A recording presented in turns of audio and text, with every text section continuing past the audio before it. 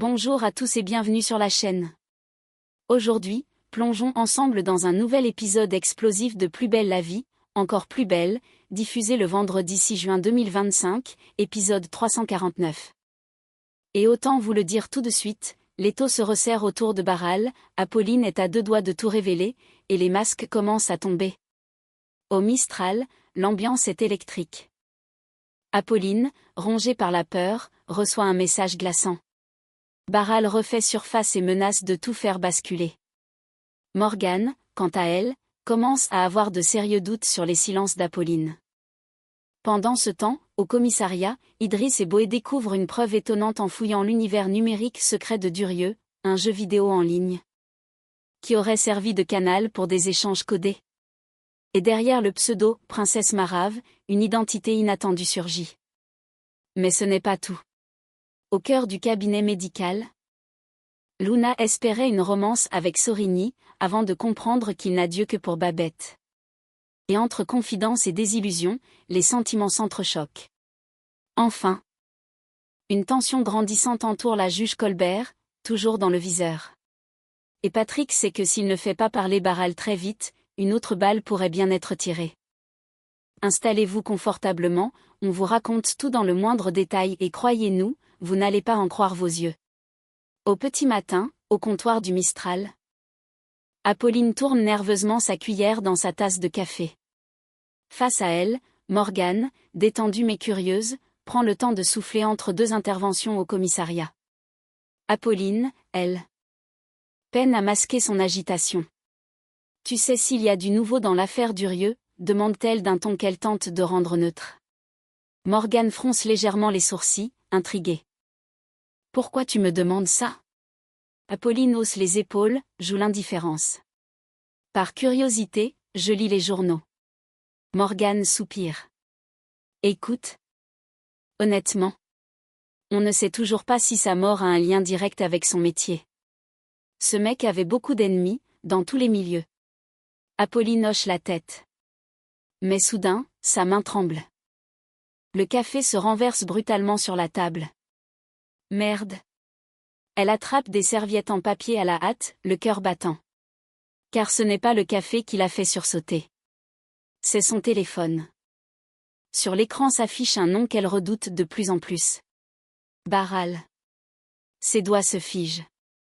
Un frisson la traverse. Morgane remarque son trouble. Ça va ? Apolline bafouille. Oui, juste un message. Mais elle ment. Quelques heures plus tôt, elle avait dit à Augustin qu'elle voulait tout raconter à la police. Qu'elle n'en pouvait plus de vivre dans cette peur constante, que le silence devenait une prison. Mais Augustin l'avait retenue, les yeux pleins d'un mélange de panique et de loyauté. On peut s'en sortir, ensemble.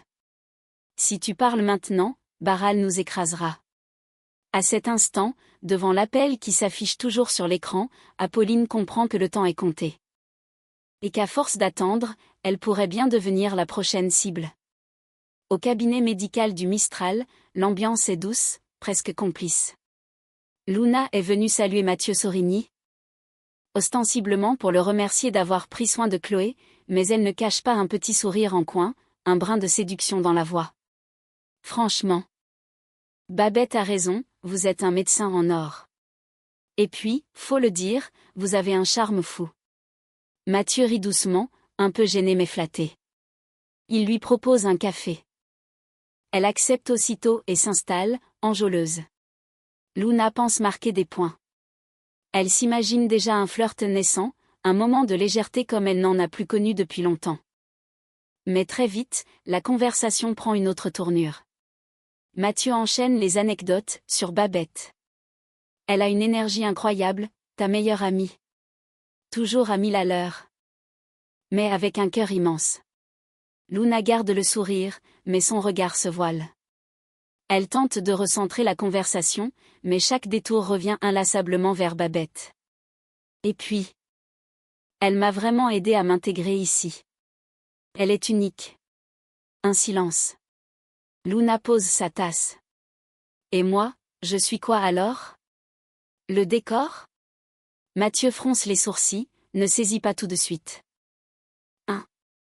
Non, pas du tout, Mais Luna a déjà compris. Son intuition ne la trompe pas, elle n'était qu'un intermédiaire. Ce n'est pas elle que Sorigny regarde. C'est Babette. Et uniquement Babette. Elle se lève, cache sa déception derrière un sourire un peu forcé. Merci pour le café, docteur. Et bonne chance avec ma meilleure amie. Elle s'éclipse. La tête haute mais le cœur un peu froissé, laissant derrière elle le parfum doux amer d'une illusion dissipée. Dans le bureau feutré du tribunal, l'atmosphère est tendue. Patrick entre. Le visage grave, un dossier sous le bras. Colbert l'attend déjà, assise, droite, impassible derrière son bureau. Elle l'invite à parler, d'un simple geste de la main. Patrick s'approche. S'arrête à bonne distance. Concernant Pierre-Louis Barral. On le soupçonne, mais on n'a pas encore d'éléments concrets. Aucune preuve matérielle, aucun témoin. Juste, des indices. Des coïncidences. Colbert hausse un sourcil, presque agacé. Des soupçons ne suffisent pas, commandant. Vous le savez aussi bien que moi. Elle se penche légèrement. Croise les mains sur le bureau. Et Durieux? Vous pensez qu'il aurait pu préméditer ma mort? Patrick hésite une seconde. Il n'aime pas cette hypothèse. Mais il doit rester professionnel. On ne peut pas l'exclure.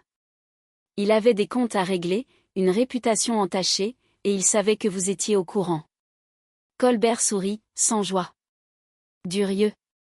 Un assassin? J'ai du mal à y croire. Elle marque une pause, puis ajoute d'un ton plus amer. C'était un homme toxique, manipulateur, profondément égocentrique. Un pervers narcissique, oui. Mais pas un tueur. Le silence retombe. Patrick observe la juge. Derrière son calme apparent, il perçoit une tension, une blessure non cicatrisée. Il comprend que pour elle, cette affaire est bien plus qu'un dossier, c'est une plaie encore ouverte. Mais il doit garder le cap. On continue à creuser. Barral n'est peut-être pas le tireur, mais il sait quelque chose. Colbert acquiesce lentement. Alors trouvez comment le faire parler. Parce que moi, je ne veux pas attendre la prochaine balle pour qu'on m'écoute. Au commissariat. Idriss est plongé devant un écran. Le visage tendu, il fait défiler les données extraites du disque dur de Durieux. Il lève les yeux vers Boé, dubitatif. Tu savais que le procureur passait ses soirées sur des jeux vidéo? Boé s'approche, surpris. Sérieux? Durieux? Le mec guindé en costard 3 pièces? Idriss hoche la tête. Apparemment, il adorait un jeu de baston en ligne. Apo Fighter. Et son pseudo, accroche-toi, Princesse Marave. Un silence. Puis Boé éclate d'un rire sec, presque nerveux. Princesse? Le même gars qui ne pouvait pas parler d'une femme sans les rabaisser? Il se penche pour mieux voir l'écran. Idriss ajoute. Le pire, c'est qu'il jouait comme une quiche. Des sessions de 5 minutes, max. Et il rage qui à chaque fois. Boé fronce les sourcils. Il cherchait pas à gagner. Il faisait autre chose. Un déclic. Idriss se rend dans l'historique des échanges du compte. Un onglet de messagerie s'ouvre, vide, ou presque.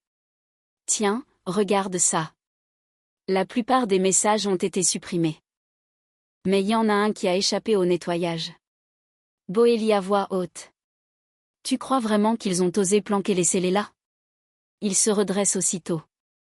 Les scellés? Tu penses à ce que je pense? Idriss hoche la tête.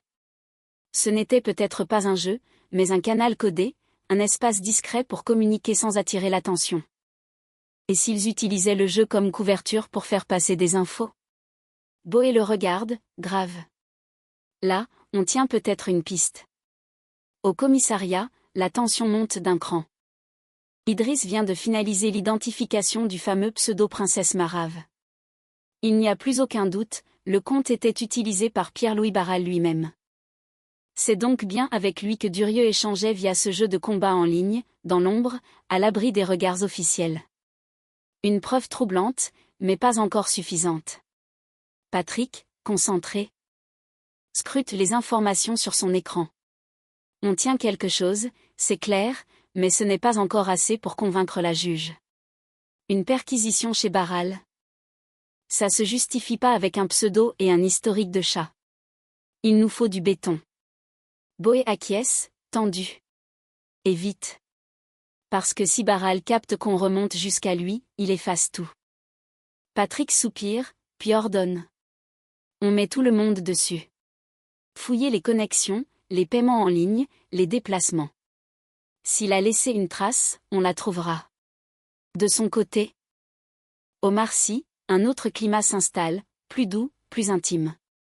Thomas partage un moment avec Léa, dans un coin tranquille du restaurant, entre deux services. Tu sais, Gabriel m'a parlé ce matin. Il m'a dit qu'il croyait en moi. Léa relève les yeux, surprise. Ah oui. Thomas esquisse un sourire. Oui. Il m'a dit que si je voulais passer le bac, il n'y avait aucune raison d'échouer. Qu'il me savait capable. Léa sourit à son tour, sincèrement heureuse. C'est bien, ça. Il t'a dit ce que t'avais besoin d'entendre. Thomas hoche la tête. Son regard s'adoucit. J'ai l'impression qu'il a changé. Qu'il ne cherche plus à avoir raison tout le temps. Tout est plus simple. Léa observe Thomas avec bienveillance. Peut-être que vous êtes tous les deux prêts à vous retrouver.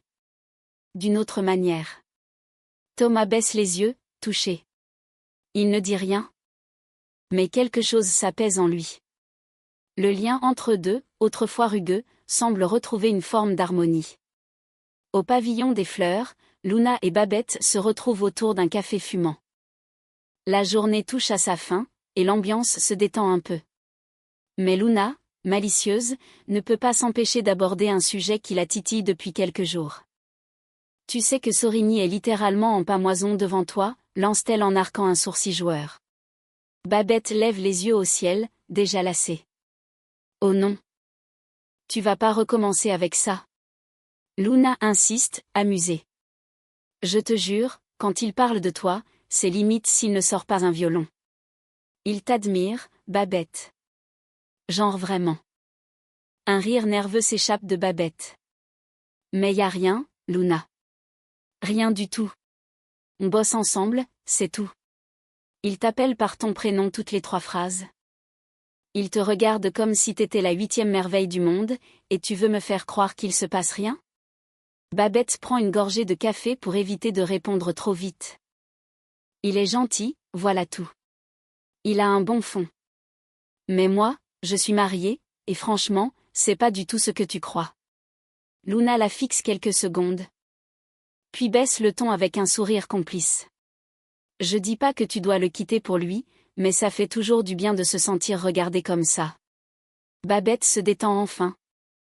Esquisse un petit sourire, presque gêné. T'es bête?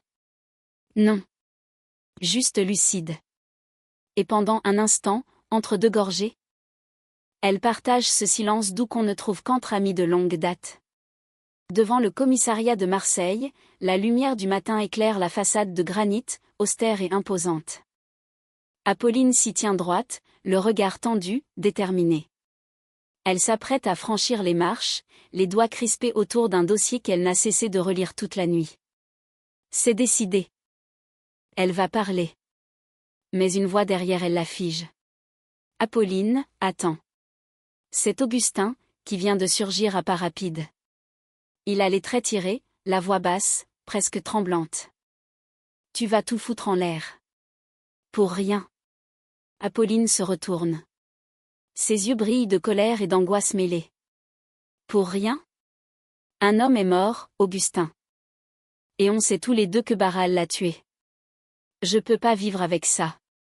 Il s'approche, l'implore presque du regard. Si tu parles, il t'emmènera avec lui. Tu sais de quoi il est capable.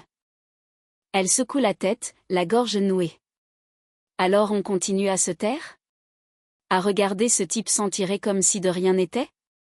Augustin murmure, le ton plus doux. Si on reste ensemble, on peut s'en sortir. On se protège, toi et moi. On fait bloc. Un silence suspendu. Apolline baisse les yeux. Son bras tremble légèrement.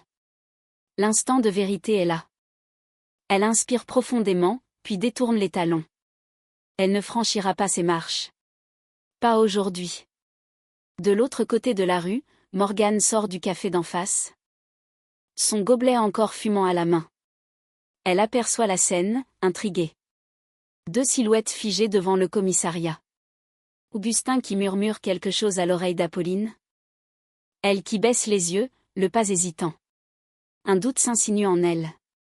Elle les observe, sans rien dire. Mais dans sa tête, une alerte vient de s'allumer. Voilà pour cet épisode palpitant du vendredi 6 juin 2025, riche en tensions psychologiques, rebondissements et révélations inattendues. Apolline choisira-t-elle enfin le courage de la vérité? Au risque de tout perdre? Barral réussira-t-il à étouffer la vérité une fois de plus? Et jusqu'où ira la juge Colbert pour obtenir justice?